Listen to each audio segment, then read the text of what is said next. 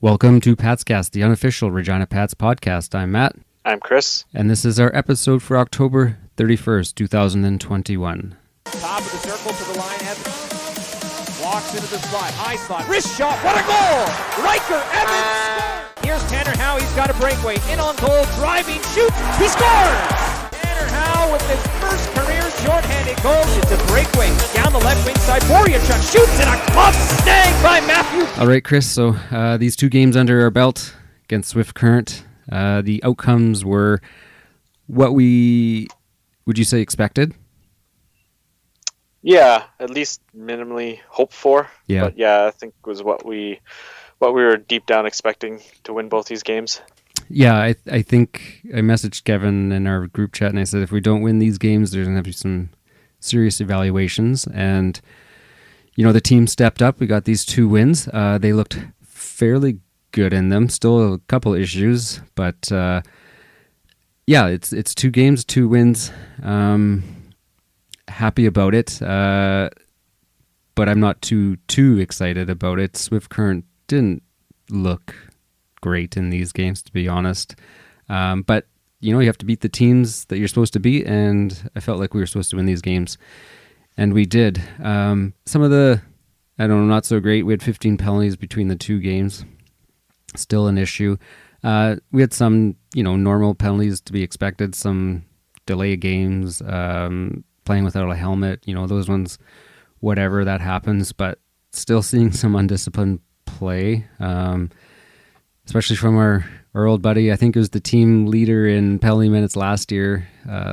Riker Evans just seems to find some trouble. Yeah, he finds inopportune times to take these penalties too. Like that, the one on Saturday in particular, we were already down. Swift takes a penalty. Great, you know, it was a dirty play. It was a boarding play. You know, could have been an injury. Against Nyhoff, yeah. So and Nyhoff got up and gave him a shot. Yeah. But then Evans had to come in and just from behind, like right in the neck, a little cross check, and it was just like, come on, man! Like, then you're in the box. And we could have at least lessened the burden of that power play they had, and oh man, that's frustrating. I almost thought I was going to say an injection, but I don't know. It was a pretty nasty little cross check to the neck. And then they ended up scoring, right? It's just like, come on, man, we don't need that. Yeah. Like you said, the guy deserved it, but just not in that situation because they're going to call it every time. Yeah, take a number. You just got to be right. Just got to be a little more. You just got to have more restraint there, especially at that circumstance, right? Just it was not a good time. But then you look at that, you know, all 4 goals they gave up this weekend were on the power play. All of them, yeah. So, I mean, you're going to have penalties in the game. Like you said, it's just, you got to just try to cut down on some of them. Some of those dumb ones, yeah. It's I mean, it is what it is. It's not bad this weekend, but those, like you see, the Winnipegs and those higher end teams are going to absolutely take advantage of that, and you're not going to get out of the hole from those games, right? Like, you're not going to come back on those teams giving up 3 power play goals a game, right? Yeah, exactly. Where you can come back on a Swift Current team because you do have some more skill than they do, right? You can rely on your skill to beat a Swift Current. These other teams, you can't. Yeah, I did. I noticed the Friday game, we finally took advantage of some. Swift Current was making some errors, and we took advantage of them. They were sending some passes right up the middle of the ice, and that's where we got a good couple of our goals from, was just picking off their passes, which was great. And you know, it's nice to see taking advantage of those errors, and that's what you have to do, right? And it felt like this weekend, the players that needed to show up did, and got on the score sheets. I mean, it'd be nice to see some secondary scoring, but for this weekend and getting out of a slump, it's good to see Nyhoff, Dubinsky, Bedard, Stringer, the guys you need to start scoring goals. and doing that. But that being said, I mean, even you saw Tanner Howe. What a game on Saturday, man! They had that shorty, and even without that shorthanded goal, just his effort out there is very evident, and awesome to see him playing that well as a young guy. And again, keeper playing really well for us in net, giving us a chance. Like you said, all the goals against this weekend were power play goals against. So, and I don't think you can even fault them for any of them. Like, I think maybe there was one, maybe the one on Friday night. I think maybe went 5-hole. I think maybe beat him. But other than that, the 3 on Saturday night, not his fault at all. The one was cross crease 5-on-3. The one, there was 2 guys behind him in the crease. I don't know how that was even allowed to be a goal. And then I don't recall the third goal against, but yeah. I mean, so goals that, not even really his fault, even though they were on the power play. So like, I thought he played outstanding. There's a couple breakaways on Saturday that he stopped. He's just been solid, right? Yeah. Hasn't been too flashy. He's just getting the job done. He's given us a chance to win, I think, every game. There you go. That's great. I'm glad that's not a concern. Again, getting kind of those monkeys off the back of Bedard, who hasn't been bad, just maybe not where we would expect him. So and I think maybe this weekend maybe helps those guys. Like, like you said, all those guys got a goal or 2 this weekend, and maybe they can stop gripping the stick so hard. They can ease, feel that pressure, relief a bit, right? And then kind of, play some more free and easy, right? And they're not feeling that pressure just to like, okay, we got to score. Well, now we got a couple goals this weekend. We're more loose, right? Maybe the team's feeling a little more loose. You get out of that losing streak. That's always, the elephant in the room. We're on a 7-game losing streak. Well, now you're on a 2-game winning streak. So maybe there's a little more looseness in the room, and guys can go out and play a little more free and easy. Yeah. What do you think about that line? So Nyhoff, Bedard, Dubinsky. What do you think? I mean, they've looked good. Yeah. Yeah, it's... I think so. Man, when they're on the power play, they're out there a long time. There was times I think they were almost out there the whole 2 minutes. Pretty close. That line is... they're trying to get them going, which is good. And then even like Evans on the back end. Okay, so we've mentioned his name for the tough penalties that he's taken. You got to give him credit for his offensive play as well, though. Like the goal he had on Saturday, man, that was a nice shot. It was really nice. Yeah, like it was he's setting good. guys up. He's like last year. He's looking really good. Offensively, right? Yeah.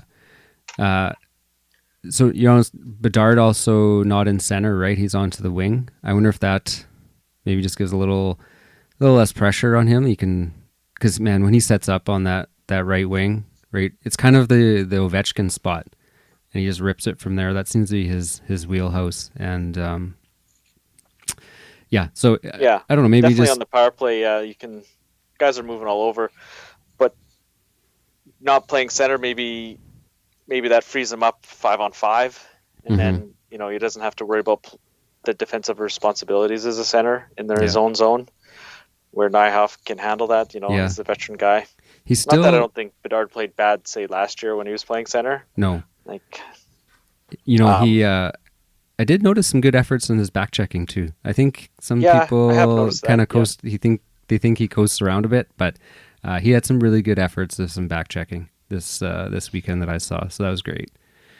I mean, you see lots of guys floating that have way less skill than he does. So yeah. So okay, got these 2 games done.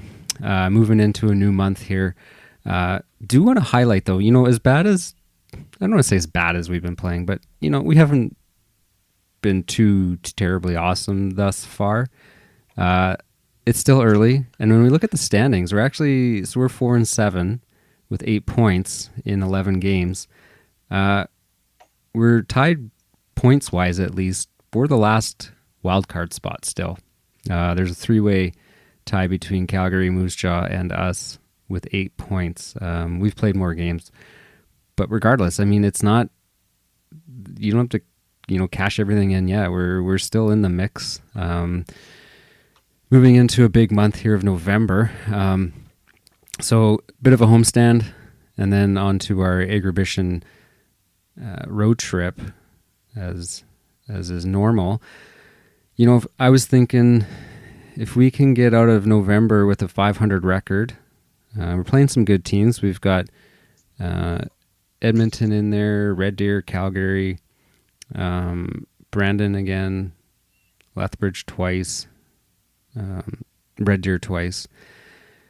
If we can get through this with about a 500, we're not out of it. We're not out of it, and we can start getting going and get on that road trip. Start building some chemistry there. Sometimes that's can be a big thing for the team. Spending some time together on the road. It's not all hope is lost yet. Hopefully we can carry this momentum into this week. Moose Jaw on Wednesday and then Brandon on Saturday. It seems like Brandon's got a lot of injuries, so maybe a team we probably should have beat the first time we played them. Yeah. But it didn't happen, so maybe they can overcome that and beat them this coming Saturday here. Yeah. And Moose Jaw's going to be a tough game. They've played some teams tough. Jaeger's looking really good out there. Yeah. He's going to be a guy to watch. Yeah. Yeah, for sure. They took Winnipeg kind of to the limit too. So wasn't that overtime? They didn't take them to overtime, but Winnipeg scored like 3 goals in the last few minutes. Yeah, they were ahead 4-1 going into the third or something like that. So, yeah, it's going to be a tough week, tough month, but you go 5-5. That's not bad. Be all right. Yeah. A lot of road games in there too. So, yeah, let's hope for that. Anything else you want to say about this week, past or present? I don't think so. Yeah, like I said, mentioned some guys that look good. Howe, keeper, that top line, obviously. So yeah, just trying to hopefully get these other guys, get them a little bit of scoring going and try to clean up some of these penalty issues. Yeah. I think that'll be the key to success for this month is just get those down. Now, oddly enough, like you want to talk about success though, like Winnipeg. One of the best teams in the league. They're sitting at 12-1. They have 191 penalty minutes. We're at 175, but they can weather that storm, right? Yeah. They could give up a few power play goals, and they've scored 72. Their differential is I don't know how many. It's 72 for and 23 against goals. So that's 49. Yeah, they plus can 49. They can weather that a couple goals. Yeah, we're at -5 with 33 for and 38 against. Yeah. So one other thing I did want to mention, Saturday night. So going into the third period, you get the early goal. You get a couple goals in the third. It seems like we're always giving up goals early in the period. Yeah. Like that Saskatoon game last Sunday, we gave up 2 goals 2 minutes into the periods, and then the other period was like 4 minutes into the period. Like those ones are tough. Give up a goal right at the start of the period. Those are always tough. So we flipped the script this past game here, and we get those first couple goals early in the third, and it felt like, okay, here we go. Now we can not relax, but it's like, okay, we can play a little easier. It's nice to finally score some rather than giving up right away. It was nice to get the first goal of the game too. Yeah, right. That too. Yeah. Yeah. So we didn't get that on Friday, but Saturday we did. Okay. Any other news around the league you want to talk about? I guess speaking of Winnipeg, kind of seen some news that their rink isn't going to be ready anytime soon. What rink? Yeah, exactly. There's not even plans for one we anymore. Talked about it. Yeah, like it's not happening anytime soon. No. There's so I don't know how that's going to fly with the WHL since they're in talk. And temporary home. It wasn't even, okay, we'll let you play there a couple of years before your rink's ready. Right. There's not even a plan for one right now. No. Which is sad. And so I had mentioned too, well, maybe they're thinking the MTS. You brought up the good point that it's not just the Jets that play there, it's also the Moose. So fitting 3 teams in there is likely not going to work. No. So, yeah, the big thing was they're going to build it on the rink hockey academy kind of area. Yeah. And then, so the rink hockey academy and the ice ownership group is like split up. Yes. So yeah, they had a bit of a falling out. It sounded like so. So that I wonder if they're planning or looking for new area to build now. So they're back to step one kind of thing. Yeah.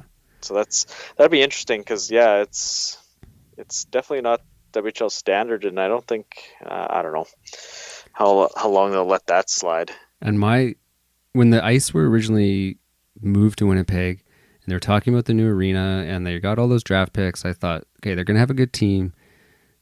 My bet was that they were going to get the next WHL host for the Memorial Cup.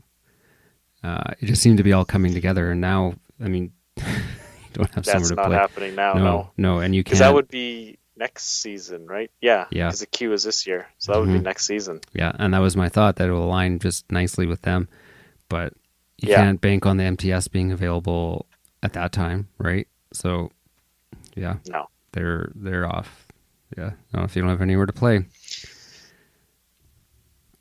No, anywhere decent anyways to play. Can't be playing out of that facility. Absolutely not. No. Otherwise, so Winnipeg is rolling still. They're 12-1. They finally had their first loss against, was it Edmonton on the Friday? It was a late goal. It was a close game. Yeah, Edmonton on Friday, yeah. Yeah, close game. Looking through, Everett had their first loss, a shootout loss. They've only played 8 games. They're 7-0-1. Red Deer actually kind of snuck in. We were looking before. They snuck into first place in the Central Division. Played 2 more games at Edmonton, but they got 1 more point. And they beat Edmonton after Edmonton beat Winnipeg. So that's kind of a sneaky little matchup there. Yeah. And Red Deer, like I said, Red Deer has kind of been not bad, but they've been kind of bumbling along these last few years, and 8-4-1 this season to start. So that's a nice start for them. I don't offhand. I can't really name a couple of their guys, right? Like who's their top end guys for Red Deer now, kind of thing. So yeah, exactly. Just kind of quietly putting together some stats there. These divisions kind of, you got Winnipeg, 24 points, Saskatoon 17, then it just drops off. You got Brandon 10, Medicine Hat 10, then Calgary, Moose Jaw, Regina all at 8. I think there's going to be discrepancy here. A little bit of a gap there, I think. But Saskatoon, actually, they got Tristan Robbins leading the WHL in points right now. Krinkovic, he's going to be he's up there right too. Up there as well. Yeah, absolutely. So they have kind of a decent team, and I could have sworn Nolan Meyer was aging out, but he didn't yet. I thought last year was his last year, but he's still back, so he's a great goaltender. He's an 01. Yeah. Yeah, he's I was going to say he's 20. He's got to be 20 this year. He can't be any younger than that. Yeah. So I thought he was going to age out, but they still have him. They have a decent team too, as much as it pains me to say. Yeah, I think there's going to be a bit of a gap there, the top teams and kind of everybody else, right? Yeah. Yeah, I don't know. Brandon, like I said, they seem to have lots of injuries right now, so I don't know what they will be in the future, but right now they're got to jump on them, get some wins if you can, because they're always a solid team. They always seem to be in the mix, hey? No matter what's going on, they're always kind of in playoff contention or in Kelly the playoffs. McCrimmon, man, he was always solid. He was always making good deals. Like, it seems like he could always pull a rabbit out of a hat. Yeah, make a deal. Like, you think about that, like Cale Craig trade he made with Moose Jaw. Like, he took like 2 first-rounders off them for that. Yeah. And for that deal, and Moose Jaw didn't do anything that year in the playoffs. They lost the first round, yeah. I seen Cale Clegg playing. He's with LA. LA, yeah. Yeah, he was playing the other Saturday. Oh, nice. Yeah, against Montreal. Austin Wagner's back with the Rain. I saw too. Oh, is he? Yeah. He wasn't on Kings? I think he's just one of those bubble players. Moves back and forth as they need. But okay, so I noticed a lot of like East-West matchups in the NHL. Like this is kind of off topic here a bit, but like Colorado, like I follow Colorado. Well, they're already in the East Coast, like 2 games into the season. Like usually you play in your division, in your area first before you start making road trips. Yeah, this is like Montreal out in LA. I know, and then I seen them play Seattle. I don't know if you saw Eberle's goal. I didn't see it. I heard about it. Yeah. Oh, he's like at the dot, and he just backhanded it, and he scored. Like, he wasn't even looking at the net. He just kind of grabbed it and spun and fired at the same time. Top corner. Totally took the goalie by surprise. Yeah, it's weird. Yeah, they're playing way cross country already. Like start the season. That's weird. The weird thing about really weird. The Montreal LA game was it was early too, so it was like at 2 or 3 o'clock in the afternoon. LA time, yeah. It would have been even earlier because it ended at like 5-ish. It was weird. It was weird. It would have been like 1 local.